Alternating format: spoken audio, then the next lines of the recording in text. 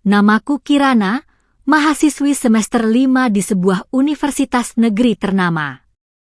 Aku dikenal sebagai pribadi yang tertutup, tapi aktif dalam kegiatan Rohis kampus.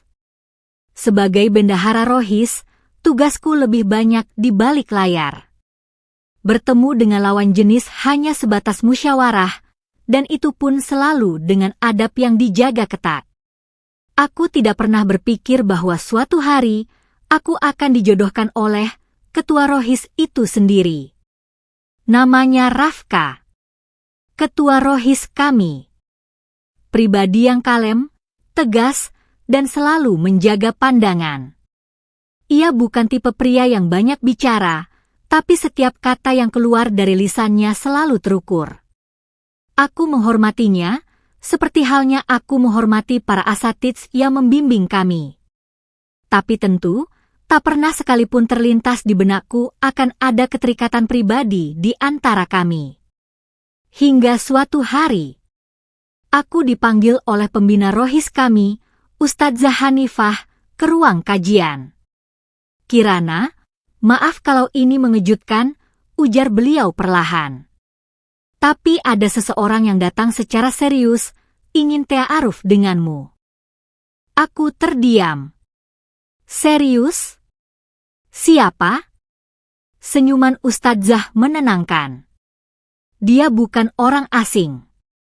Kamu mengenalnya. Ketua Rohis kita, Rafka. Aku membeku. Rafka? Aku ingin protes. Bukankah ini terlalu mendadak?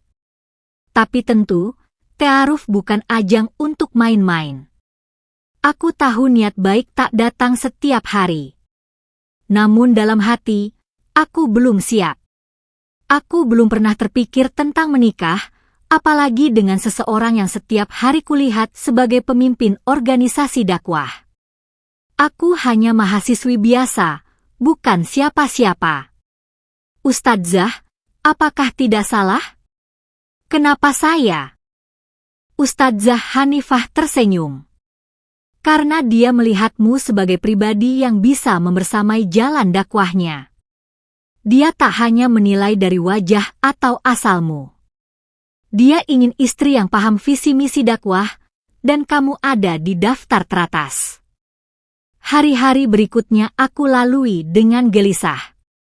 Rafka mengirimkan biodata lewat Ustadzah. Latar belakang keluarganya sederhana. Cita-citanya ingin menjadi guru ngaji sambil mengembangkan pesantren tahfidz. Ia juga menyampaikan pertanyaan-pertanyaan ta'aruf yang dalam tentang prioritas hidup, visi pernikahan, harapan terhadap pasangan, dan batasan yang dijaga. Aku pun menyusun jawabanku. Meski gemetar, aku mencoba jujur. Aku sampaikan bahwa aku bukan perempuan sempurna, hafalanku masih lemah, dan aku masih belajar banyak hal. Tapi aku punya keinginan kuat untuk memperbaiki diri dan membersamai seseorang dalam jalan Allah. Singkat cerita, ta'aruf berjalan lancar. Kedua keluarga kami dipertemukan. Meskipun awalnya keluargaku terkejut karena prosesnya begitu cepat dan berbeda, mereka akhirnya mendukung karena melihat keseriusan niat dan adab yang dijaga. Hingga akhirnya, tibalah hari itu. Hari akad nikah. Ya, aku menikah dengan Rafka. Ketua Rohisku. Semua terasa seperti mimpi. Bukan karena aku sedang jatuh cinta seperti dalam drama, tapi karena aku tahu ini adalah awal dari jalan yang panjang, jalan ketaatan bersama seseorang yang tadinya hanya kutatap dari jauh di ruang musyawarah. Hari-hari awal pernikahan kami begitu canggung. Bayangkan, kami tak pernah pacaran, tak pernah saling mengungkap rasa. Bahkan nama Rafka di HP-ku masih Ketua Rohis. Tapi justru disitulah indahnya. Kami belajar mencintai dari nol. Setiap pagi, dia menyapaku dengan pertanyaan sederhana. Kirana, kamu sudah sarapan? Atau, hari ini kamu ingin aku temani ke kampus? Ia tidak romantis, tapi sikapnya menenangkan. Ia memijit pundakku yang pegal karena mengetik laporan, membelikan camilan favoritku, dan setiap malam sebelum tidur, kami membaca Al-Quran bersama. Perlahan-lahan, hatiku luluh. Cinta ini tumbuh dari adab, dari ketulusan, dan dari amanah yang ia jaga. Suatu malam, setelah kami selesai mengaji, aku memberanikan diri bertanya, "Kenapa dulu memilih aku?" Rafka terdiam sebentar, lalu menunduk. "Karena aku ingin menikahi seseorang yang kuharap bisa jadi tim dakwahku. Aku melihatmu, sabar, teliti, dan tidak banyak bicara. Tapi kerja kerasmu terlihat. Kamu jaga adab, dan itu mahal sekali. Aku tidak mencari kecantikan dunia, Kirana. Aku mencari ketenangan." Aku menangis malam itu.